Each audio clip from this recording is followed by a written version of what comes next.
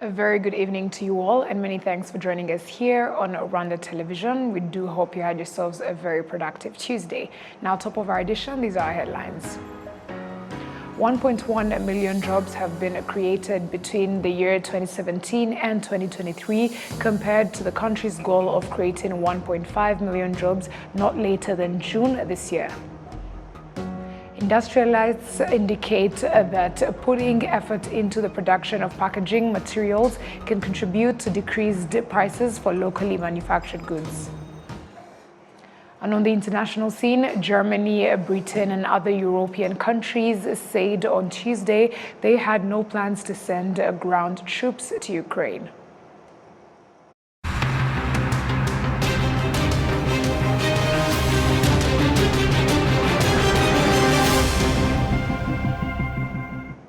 We are very glad to have your company tonight, coming to you straight from the heart of Africa, Kigali. My name is Martina Avera.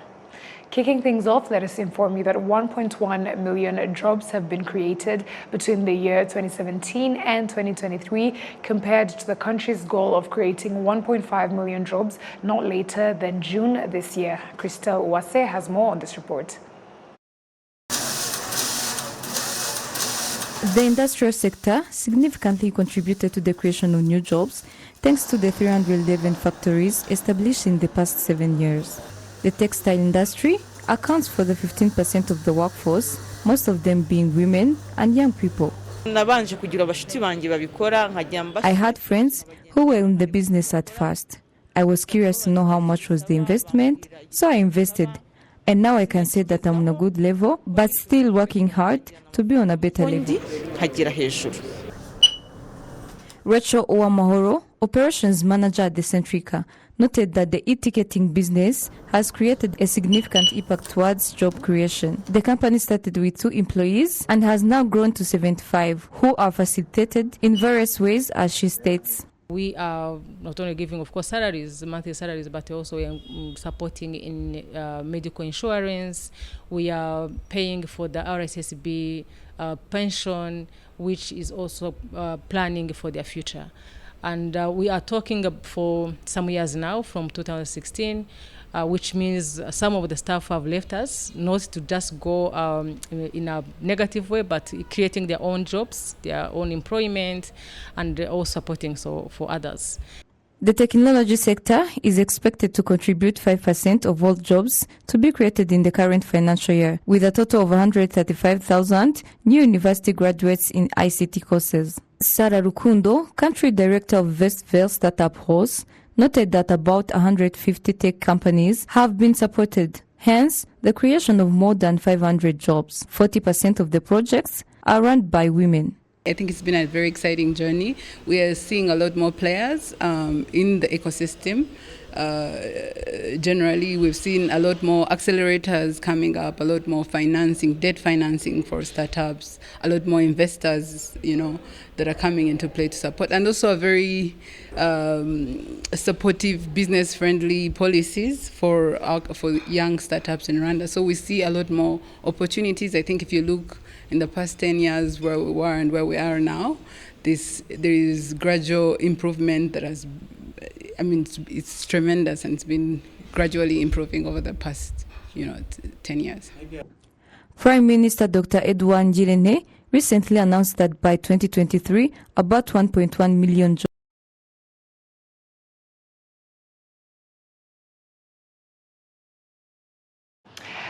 Thank you very much, Christelle, for that report. Now, on Tuesday, Trocare Rwanda launched a 3-year Climate Just Communities, also known as CJC, program aimed at combating the effects of climate change for socio-economic development. The program is expected to reach about 58,000 residents in 3 districts around the country. Now, joining us this evening is Christian Kitumaini, Trocare CJC Chief Party, to tell us some more about the program. Christian, thank you very much for joining us in the studio. Thanks for hosting me, Martina. Yes, how have you been? I've been well. It's been a busy day with the launch today. True, I can understand. So let us quickly dive into it. Can you tell us about the CJC program and what are the anticipated results? Lovely. So the CGC, it's a 3-year Scottish government-funded program, and the goal is to deliver climate justice interventions to tackle inequalities exacerbated by climate change. And this is £8 million British pound program, and it's being implemented in Rwanda in 3 districts: Gisagara, Karongi, and Ngororero. As you said, the program is planning to reach more 58,000 people in the local community. And to be honest, this program is community-led, community-driven, and everything around the program designed from the get-go. Community were involved, and the program ensured no one is left behind, targeting women, youth, people with disability, and especially the most vulnerable people. Yes, thank you very much. And now, how is this program going to be implemented in a practical manner to be able to ensure that the desired goals and impact is achieved? Yes, the program is designed in different phases, and then we completed the scoping phase that started from August to end of October. And now we're into the implementation phase. And during implementation phase, we are working with our delivery partners. And these are our delivery partners in those 3 respective districts. And in Gisagara, we have a delivery partner, Duamikadri. In Karongi, we have our partner, Duterimbere. And in Ngororero, we have our partner, RDO, Rwanda Development Organization. And from the national level, we have RCCDN, the Rwanda Climate Change Development Network, which oversees and coordinates at the national level. And the way it is implemented, all the needs that were identified by the community help with the program design. And then there are activities of interventions, like we doing house retrofitting for the most vulnerable communities. And then we're implementing VSLA, strengthening existing VSLA group. We are planting trees in different districts and sites that were identified. So we are working together with government and the districts to identify different sites that need to be rehabilitated, marshland rehabilitation, and ensuring all the community needs is put in place for sustainable developments. Yes, that's great to hear. Now, climate change is, of course, a big issue, a global issue. Now, however, developing contributes less to climate change effects, yet the most affected, the developed countries. How is the CJC program contributing to tackle climate change and its effects? That's a good question. I would like to commend the Scottish government, because it's the first government globally that committed funds to climate justice. And the way we know developing countries contribute less to global warming, while they're the most affected by climate change. And what a climate justice program is doing, we are creating interventions, and we are putting the people, the vulnerable people who are the most affected, at the center of the program, and empowering them, allowing them to create solutions that best fits to their needs. So the CJC program is community-driven, community-led. That's why even our design of the program intervention, we did a community-based needs assessment to identify the priority from the community, especially the most vulnerable community, to ensure their priority is implemented in the program, to ensure all their needs are catered for and they are involved in the solution. And that's how we are planning to contribute and to the inequalities of that you asked me. Yes. Now, in what parts of the country is the program going to be implemented, and who are the other stakeholders at hand? Yes. We, as I said earlier, the program is being implemented already, and in 3 districts, Karongi, Gisagara, and Ngororero. And we work with the Ministry of Environment. We work with all the 3 districts in those respective area, and then we work with our delivery partner, Duterimbere, Duamik, RDO, RCCDN. And to be honest, this is a consortium of other partners. We have the Scottish government as the main donor, and then we have SCIAF, the Scottish Catholic International Aid Fund, Scottish Catholic International Aid Fund as the lead service contractor. And then in Rwanda, we have Trocaire as the primary, the main delivery partner, the main subcontractor, principal subcontractor with our for delivery partner. But we also have CBM UK and on the disability inclusion. And then we also have NUDO, the National Union of People with Disability organization in Rwanda, that is ensuring other disability and inclusiveness is implemented in the program. So it's the whole consortium of all those partners, plus their district, plus the Ministry of Environment. Yeah. Yes, we do love to hear an element of inclusion. Now, as we wind up, any departing words? This is an exciting program. And as I said, the CJC is people-centered, especially the most vulnerable communities. And our delivery partners are working with the communities, ensuring their own priorities identified are put in action, and the community are driving the whole program. And a big thanks to the Scottish Government championing this and all the consortium members for guiding the whole program. And we can't wait for the impact that this program will create in the community that we'll be operating in. Yes, thank you very much, Christia Kitumani, for your time and for explaining more on the CJC program.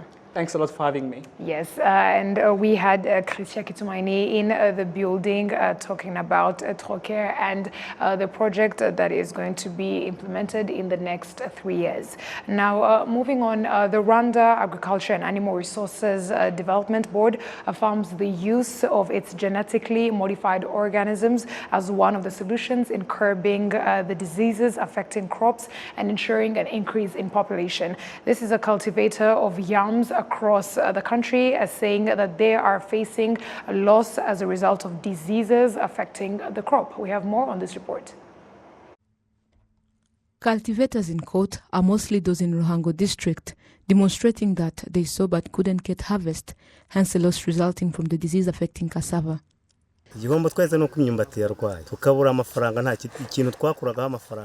loss we faced is that the cassava were affected and it was our only source of income. The only thing that can help us is if we get other seeds of cassava, and then we may be able to develop like others.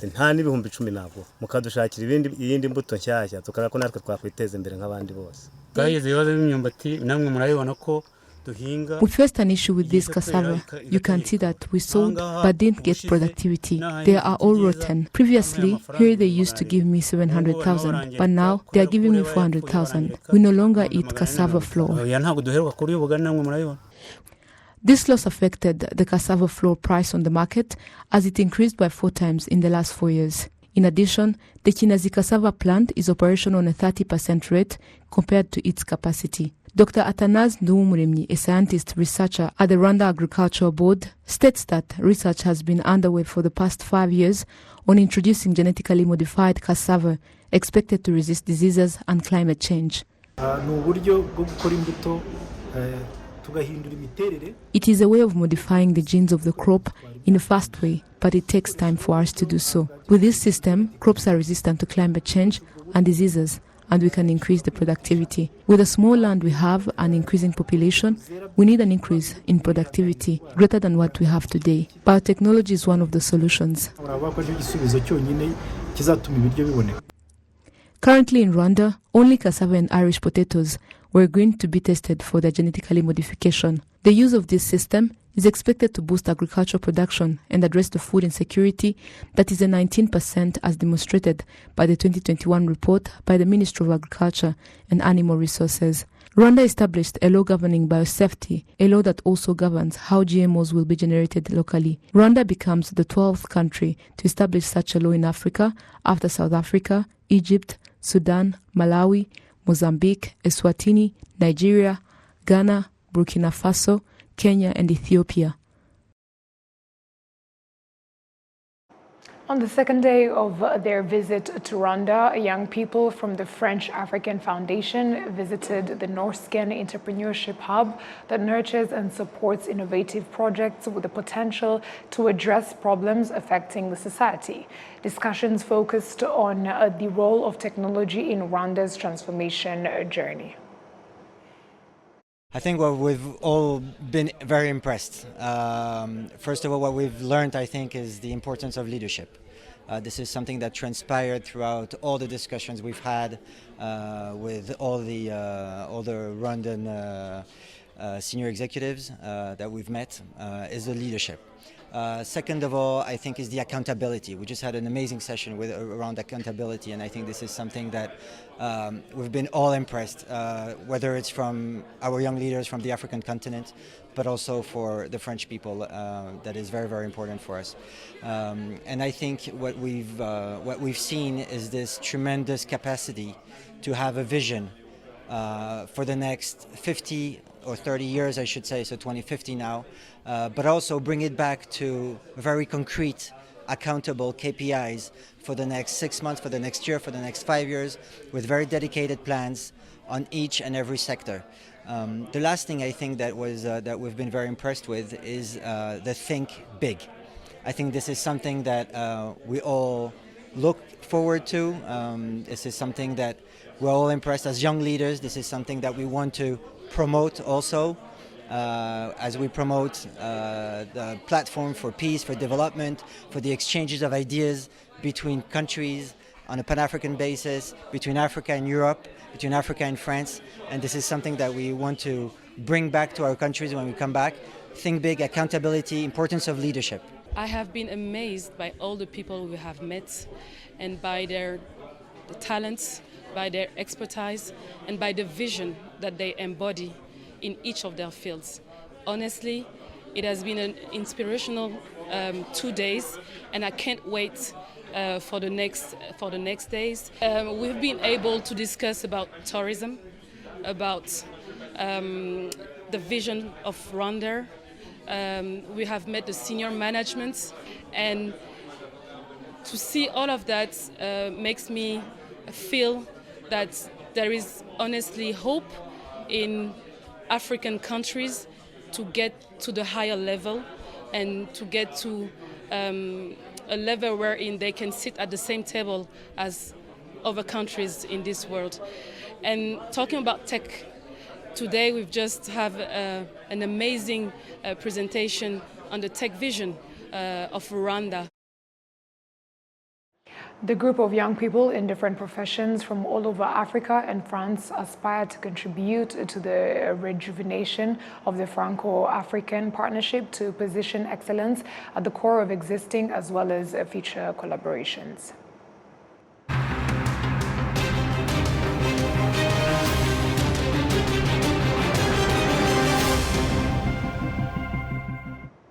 And on that note, we come to the end of our news bulletin tonight. But before we head off, we would, on behalf of the news production team as well as the technical team, thank you very much for sticking with us on RTV News. I bring you to the news was Martina Avera. Stay safe and have a great night.